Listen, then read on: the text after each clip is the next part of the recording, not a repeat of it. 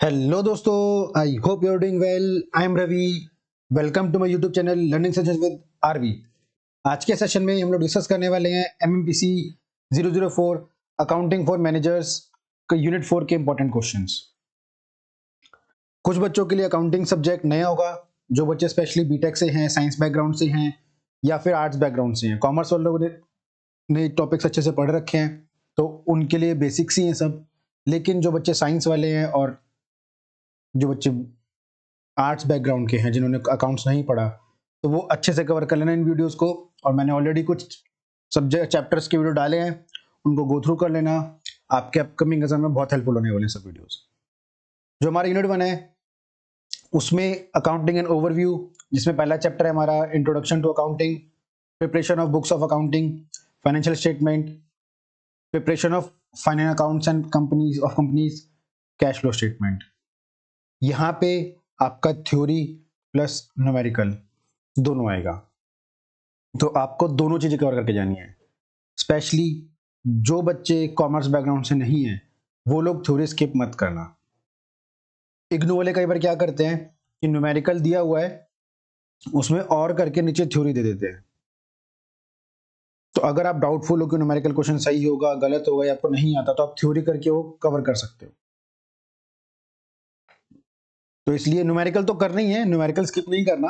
कई बार क्या होता है, न्यूमेरिकल मुश्किल आ जाता है एग्जाम में और थ्योरी बहुत इजी आती है, तो उस जगह पे आप प्रेफर करना कि थ्योरी के क्वेश्चन अटेम्प्ट कर लो।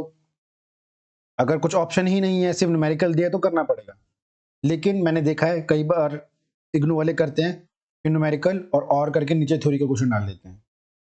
तो इसलिए थ्योरी इंपॉर्टेंट है, स्किप मत करना पूरे सब्जेक्ट की थ्योरी। कहीं से कुछ भी पूछ लेंगे, और इंपॉर्टेंट क्वेश्चन की वीडियोस में बना ही रहा हूं आपके लिए। ठीक है, यहां से आपका जो बुक्स ऑफ अकाउंट्स है, यहां से journal entry, ledgers, trial balance, इनके न्यूमेरिकल आते हैं। फाइनेंशियल स्टेटमेंट्स में ट्रेडिंग एंड पीएनएल के आएंगे आपके। फाइनेंशियल स्टेटमेंट में नहीं, वो आएगा यहाँ से आएगा। Preparation of final accounts of the company, यहाँ तो थ्योरी है। प्रिपरेशन ऑफ फाइनल अकाउंट्स में ट्रेडिंग, पीएनएल, बैलेंस शीट, ये बनाने को आता है पूरा 20 नंबर का क्वेश्चन। कैश फ्लो स्टेटमेंट से भी एक न्यूमेरिकल आता है और यहाँ से थ्योरी भी, दोनों क्वेश्चन आते हैं। तो इसकी थ्योरी भी कर लेना, इसके न्यूमेरिकल भी कर लेना, और स्कोरिंग टॉपिक है कैश फ्लो स्टेटमेंट, अगर आपको आता है तो इसलिए इसको कवर करके जाना। ठीक है, स्टार्ट करते हैं important questions. What do you mean by accounting, discuss its various characteristics, function and objectives. बहुत सिंपल क्वेश्चन है।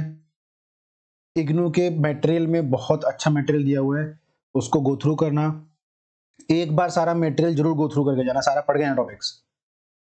ऑलरेडी मैं बाकी वीडियो बता चुका हूं आपको। इग्नू का मटेरियल पढ़ोगे, पहली चीज आपके पास लिखने के लिए मटेरियल होगा। आप जितना रीड करोगे, जितना आपके माइंड में चीजें जाएंगी, अब वो फिर एग्जाम टाइम पे याद आती है, और एग्जाम पे आप वहां पे लिखने के लिए आपका मटेरियल ज्यादा होता है। अगर आप उनको एक बार भी गो थ्रू नहीं करोगे तो फिर आप क्या करेक्टर 2-3 लिख के छोड़ दोगे, 2-3 ऑब्जेक्टिव सब्जेक्ट फंक्शंस 2-3 लिख के छोड़ दोगे, लेकिन आपने पढ़ा होगा। करेक्टरिस्टिक्स आपने एक पेज बना के शॉर्ट नोट्स बनाए होंगे सिर्फ टाइटल्स के, एक्सप्लेनेशन आपने पढ़ ली तो वहां पे याद आ जाएगी लिखने के लिए। फंक्शंस के सिर्फ टाइटल बना लिए, ऑब्जेक्टिव के टाइटल लिख लिए कि ठीक है, एग्जाम में डिटेल में पढ़ लिया उसको और याद रख लिया एग्जाम में लिखने के लिए, लेकिन टाइटल जो बुकिश लैंग्वेज के है वो याद रखना। ठीक है, accounting is an application of the process of analysing, recording in the term of money, the financial transaction and event of the business और एन इंडिविजुअल। ये डेफिनेशन अकाउंटिंग की कि कोई भी आपके फाइनेंशियल ट्रांजैक्शन होता है बिजनेस के लिए मॉनेटरी टर्म में, उसको रिकॉर्ड करना, क्लासिफाई करना, एनालाइज करना, वो सब किस में आता है, अकाउंटिंग में आता है। ठीक है, अकाउंटिंग के कैरेक्टरिस्टिक्स क्या होते हैं, जो आपके भी अंडरस्टेबिलिटी होनी चाहिए, रिलेवेंस होना चाहिए, कंसिस्टेंसी होनी चाहिए, कंपैटिबिलिटी होनी चाहिए, रिलायबिलिटी होनी चाहिए, ऑब्जेक्टिविटी होनी चाहिए। फंक्शंस में क्या क्या आता है, recording, classifying, summarising, analysing, interprets, communicating. ये बुकिश लैंग्वेज में मैं फिर बोल रहा हूँ, टाइटल्स को याद कर लेना, एक्सप्लेनेशन पढ़ के जाना अच्छे से, 2-3 बार पढ़ लेना, और एग्जाम में आंसर्स को जितना बड़ा लिखोगे उतना अच्छा रहेगा आपके लिए, उतने ज्यादा मार्क्स आने के चांसेस होंगे। ठीक है, तो आंसर्स थोड़े लेंदी लिखने की कोशिश करना, और काम का लिखना, कुछ भी इधर उधर कहानी मत लिखना। अगला है ऑब्जेक्टिव्स। ऑब्जेक्टिव्स में क्या आता है आपका, purpose of accounting to organise the financial details of the business. वो क्या करता है, बिजनेस के फाइनेंशियल डिटेल्स प्रोवाइड करता है। आइडेंटिफाई करता है फाइनेंशियल ट्रांजैक्शन, ऑर्गेनाइज करता है फाइनेंशियल डाटा को इनटू यूजफुल इंफॉर्मेशन, मेजर करता है values of information in terms of money, analyse करता है डाटा को, इंटरप्रेट करता है, कम्युनिकेट करता है इंफॉर्मेशन को टू द पर्सन्स और the group both inside out of the business. ठीक है, इजी क्वेश्चन है, पढ़ के जाना, हो जाएगा आराम से, कोई दिक्कत नहीं है। और ये अगर ऐसा क्वेश्चन आता है तो स्कोरिंग सब टॉपिक है आपका, अगर ऐसा क्वेश्चन आता है तो स्कोरिंग क्वेश्चन है ये, यहाँ पे आपको पूरे नंबर मिलने चाहिए। अगला है briefly discuss the various attributes और major steps in the accounting cycle. Accounting cycle एक इंपॉर्टेंट टॉपिक है, कंसेप्ट है कि पूरा जब एक ट्रांजैक्शन होती है तब से लेके लास्ट तक क्या अकाउंटिंग प्रोसेस फॉलो करता है कोई भी बिजनेस या करना चाहिए उसको। पहला है आइडेंटिफाइंग ट्रांजैक्शन एंड इवेंट्स। पहले आपको आइडेंटिफाई करना है कि कौन सी ट्रांजैक्शन और इवेंट को आपको रिकॉर्ड करना है। फिर मेजर द ट्रांजैक्शन, उसको मनी की टर्म में मेजर करना है पहले उसको, कि जैसे मान लीजिए एक एग्जांपल देता हूं, मैंने ऑलरेडी वीडियो में समझाया हुआ है अपनी, कि आपने 2 चेयर खरीदी है बिजनेस के लिए। अब इसको बुक्स ऑफ अकाउंट में कैसे लिखोगे, उसको पहले हम मेजर करेंगे मनी की टर्म में, कि मान लो एक चेयर अगर 1000 रुपए की है तो आपकी 2 चेयर कितने की हो जाएंगी, 2000 रुपीज की। तो आप ये लिखोगे अकाउंट्स में, ये 2 चेयर्स ये नहीं अकाउंट में मेंशन करोगे। अकाउंट में क्या आएगा आपका, 2000 रुपए का फर्नीचर परचेज किया है। नरेशन में लिख सकते हो कि 2 चेयर लिए हैं, क्या लिया है वो अलग चीज है, लेकिन ट्रांजैक्शन जो होगी ट्रांजैक्शन 2000 रुपए की होगी, 2 चेयर्स की ट्रांजैक्शन नहीं होगी, 2000 amount in terms of money. अगला रिकॉर्ड ऑफ ट्रांजैक्शन, उसको रिकॉर्ड करते हैं। कहाँ रिकॉर्ड करते हैं, पहले जर्नल के अंदर, जर्नल के बाद क्लासिफाई करते हैं किसमें, लेजर में, लेजर के बाद समराइज करते हैं ट्रांजैक्शन किसमें, ट्रायल बैलेंस में। फिर बनता है trading, PNL and balance sheet. ठीक है, समराइज करने के बाद, समराइज करने का आता है हमारा analysing and interpreting financial data. उसको एनालाइज करते हैं कि बैलेंस शीट बनने के बाद कि कितना प्रॉफिट हुआ, कितना लॉस हुआ, कितना शेयर होल्डर फंड है, कितने लाइबिलिटीज हैं, कितने एसेट्स हैं, वो सब चीजें हम लोग एनालाइज करते हैं। Then communicating the financial data और रिपोर्ट टू द यूजर्स।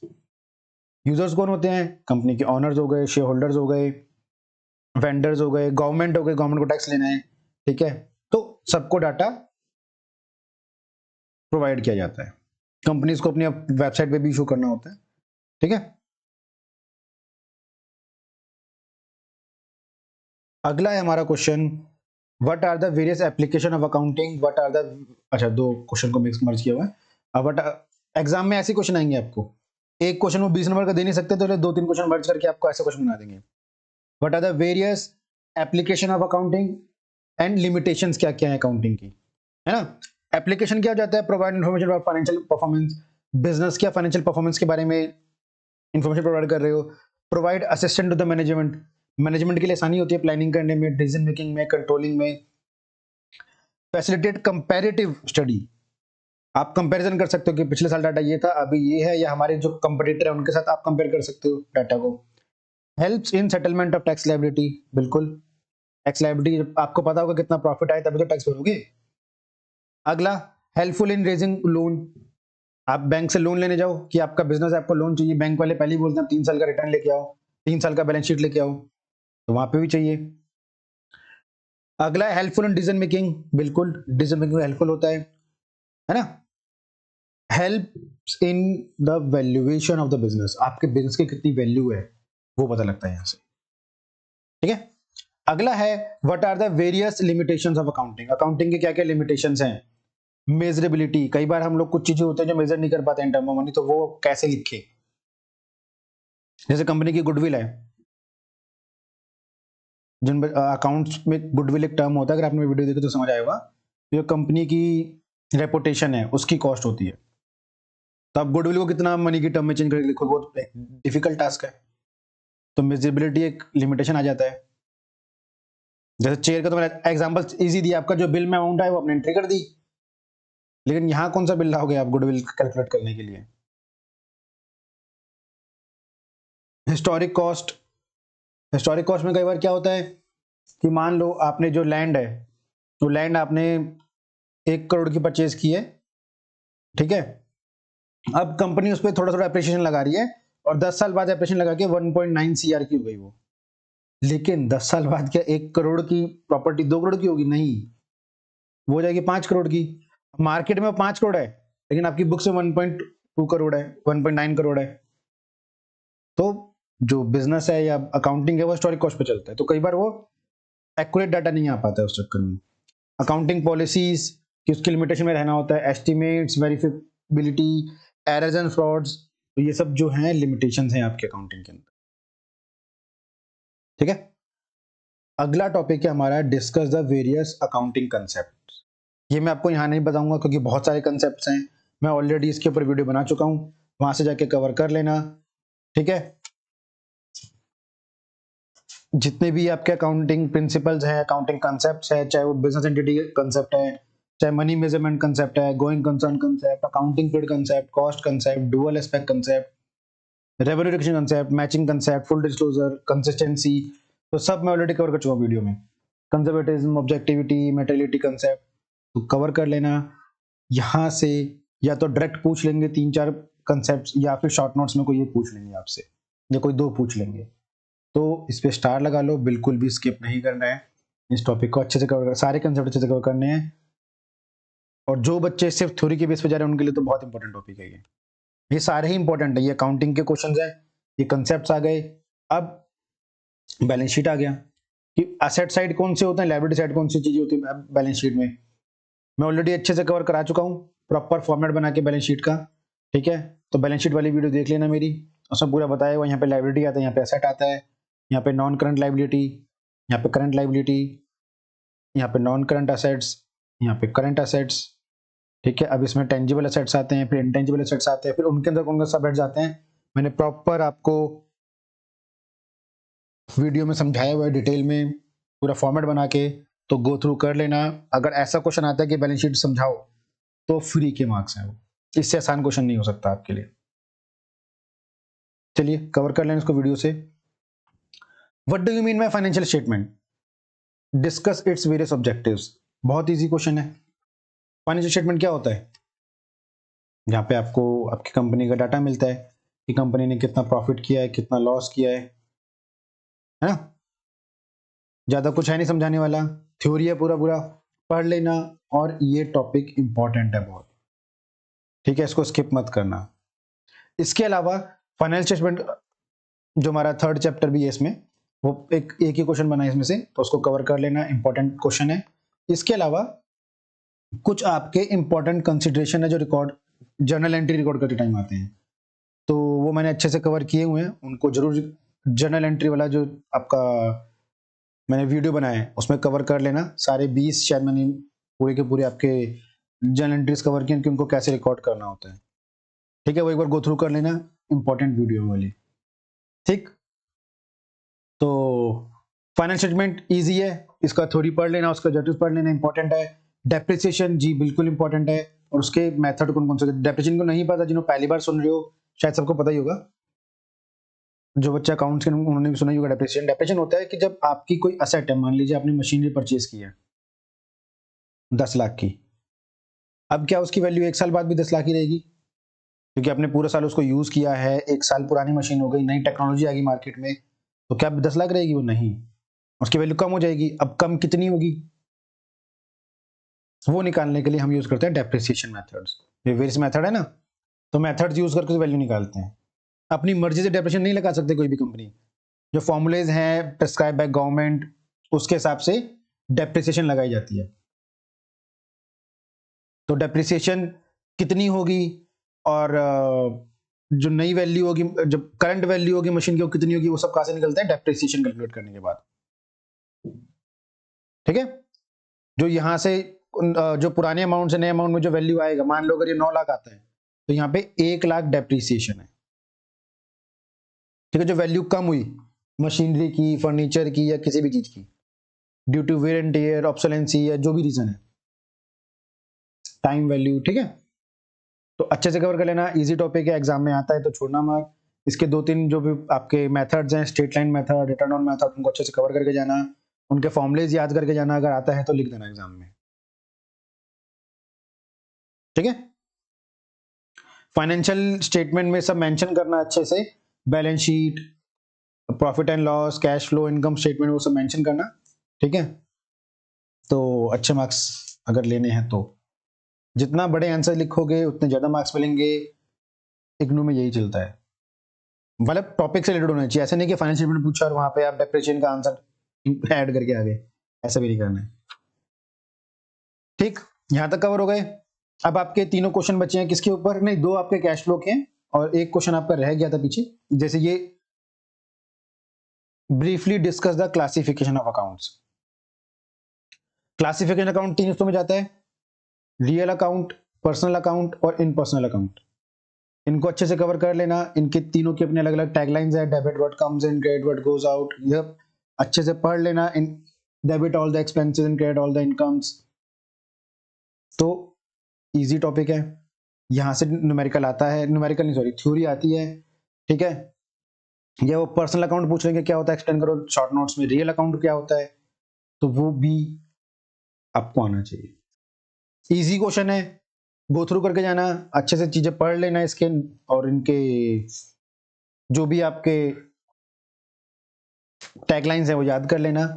कई बार इसका क्वेश्चन क्या बनता है कि वो आपको 5 चीजें दे देंगे, अब वो बोलेंगे कि रियल अकाउंट में आएगा या पर्सनल में आएगा या इन पर्सनल में आएगा, तो वो थोड़ा कॉम्प्लिकेटेड हो जाता है। तो इसलिए इसको थोड़ा अच्छे से करके जाना। ऑलरेडी मैंने कवर कराया वीडियोस में, तो यहाँ बार बार कवर कराने का मतलब नहीं है, वीडियोस गो थ्रू कर लेना एक बार, इजी टॉपिक है। ठीक है, अगला है आपका what do you mean by cash flow statement. Cash flow statement में क्या होता है, आपका इनफ्लो और outflow of the cash and cash equivalent, कि आपका पूरे साल बिजनेस में या ऑर्गेनाइजेशन में कैश कहाँ गया, कहाँ से आया, movement of cash and cash equivalent, ये हम लोग कहाँ पे देखते हैं, कैश फ्लो स्टेटमेंट में। Discuss it's classification and format, मैंने बहुत अच्छे से फॉर्मेट समझाया हुआ है वीडियो में, जाके देख लेना कैश फ्लो वाला वीडियो। 3 क्लासिफिकेशन होते हैं इसके अंदर, ऑपरेटिंग एक्टिविटी, इन्वेस्टिंग एक्टिविटी और third one is financing activity. ठीक है, explain briefly objectives and importance of the cash flow statement.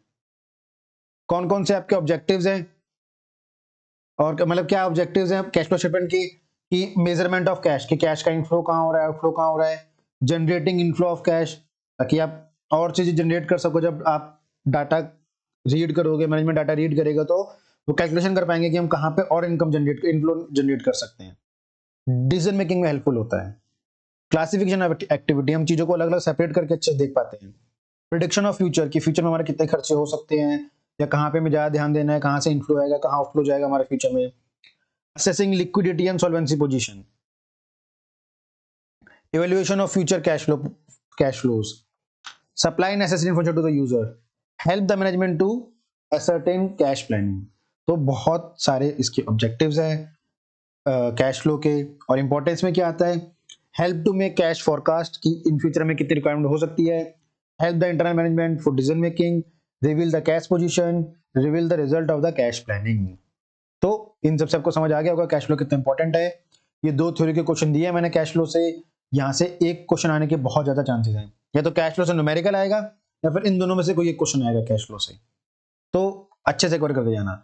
Various activity, मैंने बहुत अच्छे से, जिन्होंने वीडियो देखी है उनको पता होगा मैंने कितने अच्छे से तीनों एक्टिविटीज को समझाया उस वीडियो में। Operating activity, financing activity, investing activity, proper format बना के डिटेल में सबको समझाया हुआ है मैंने बहुत अच्छे से, तो जाके कवर कर लेना वीडियोस को। ये कुछ न्यूमेरिकल टॉपिक्स हैं जो कि इस यूनिट से आएंगे, जर्नल एंट्रीज और लेजर एंट्रीज।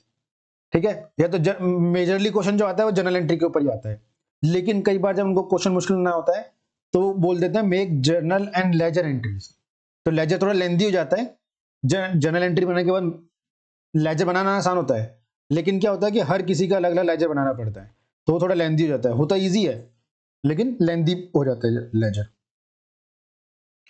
अगला ट्रेडिंग एंड पीएनएल, बिल्कुल स्टार लगा लो। एक तो जनरल एंट्री से क्वेश्चन आएगा, ट्रेडिंग एंड पीएनएल से, और बैलेंस शीट बीच में आता है, तीनों साथ में बनाने होते हैं, स्टार लगा लो।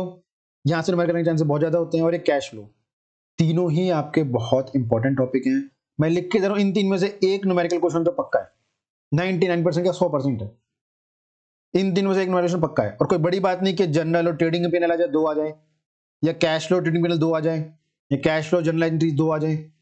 ठीक है, एक तो पक्का है, 2 भी आ सकते हैं इन तीन में से कोई भी, इन तीन में से कोई भी 2 न्यूमेरिकल आने के चांसेस बहुत ज्यादा है, एक तो आना ही आना है। तो स्किप मत करना है, 3 टॉपिक को अच्छे से करना, क्योंकि नहीं पता किसी को भी कि कौन से 2 आएंगे या कौन सा एक आएगा, तो कोई टॉपिक स्किप मत करना। मैं ऑलरेडी अच्छे से जर्नल एंट्रीज कैसे बनानी है, जर्नल एंट्रीज का पूरा अच्छे से बहुत डिटेल में वीडियो बनाया है, ट्रेडिंग में अच्छे समझाया है, कैश फ्लो अच्छे समझाया हुआ है, तो जाके कवर कर लेना वहां से। आई होप ये वीडियो आपके लिए हेल्पफुल रहा होगा, और जो मैंने वीडियो डाली MMPC 04 के वो भी आपके एग्जाम के लिए हेल्पफुल रहेंगे।